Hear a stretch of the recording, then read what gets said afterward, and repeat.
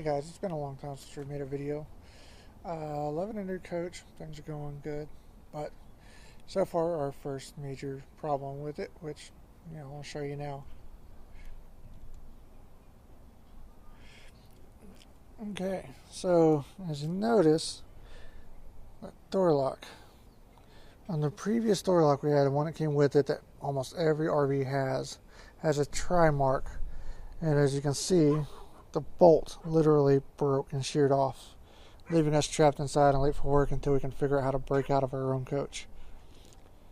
Another important little thing, if you haven't already replaced it or experienced this failure, is every single try mark uses the same house key.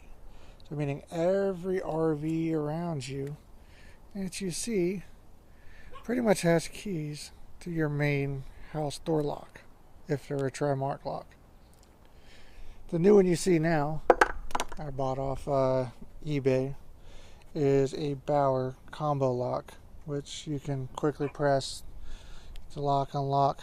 Uses the same footprint, no modification needed, except now you got a little bit of a color, graphic shown, but it is what it is. Kind of a shame that the most important piece on the door lock Trimark used what they call Zycam or Zycam 6, which is galvanized pot metal. Why would you put pot metal on the strongest part, what should be the strongest part of the door? Oh well, $116 down the tube, which of course I got a good deal on. They're normally about $230 for that particular lock, but we bought one off eBay. 116, still had the package and everything. So far so good. I don't like, we had the same problem with the old one as well. Is to pull the door shut, you have to grab it here, which means you have this bar right here from the screen door in the way. The other one had that same problem too. I don't know why the hell Thor made that. It kind of hurts. You can really hurt your hands there. You have this to open it, but you don't quite have the full pull on it like you would from the proper pull handle right here. But excuse the mess here.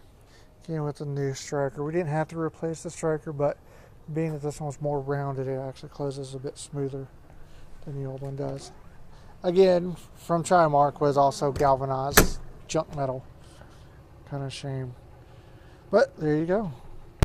This time I wanted to show you guys something different. As you remember, on our old RV, we had 4 solar panels on there for 100 watts. Well, I was able to take them off before trade-in and kept them. Let's take a look. So as you can see, I got 4 solar panels here, 100 watts each from Windy Nation. Not my greatest cabling job, but I had to make do with what I had and not spend anything to reinstall the new ones. As you can see, this time I went in through the drain pipe instead of making new holes or going down the fridge vent, because this coach, unlike my old one, does not have a fridge vent, being that it's got a residential install. Here's my MC4 cables. As you can see, all the cables are secured down with a Turnabond and a little bit of a die-core on that. All the panels are secured. Most of them hit spars, but self-tapping screws with the Turnabond under and over all of them. So yeah, let me take you down below and show you the rest. Oh, there's enough light. As you can see, in here is my 3000 watt pure sine wave inverter from Windy Nation. And just inside there, while it's not in use at the moment, is the 1800 watt inverter for the residential fridge that came with the coach. We only turn that on when we're running strictly off battery. Otherwise, as long as it has AC, it has a mini ATS switch in it, so it doesn't need it. One thing you'll notice here, it kind of did a poor man's ghetto install, since I can't afford a 50 amp automatic transfer switch to the whole coach. Instead, what I did was wired a 30 amp outlet mounted inside here. I'm using the adapter so I can connect my shore power cable directly into it. Later on, I'll put a hole in there and one of those little cover things in there so I can set up and run the cable from the inside. But This will work while we're parked. Unfortunately, means we can't use our solar panels while driving to draw power, except for charging the batteries, of course.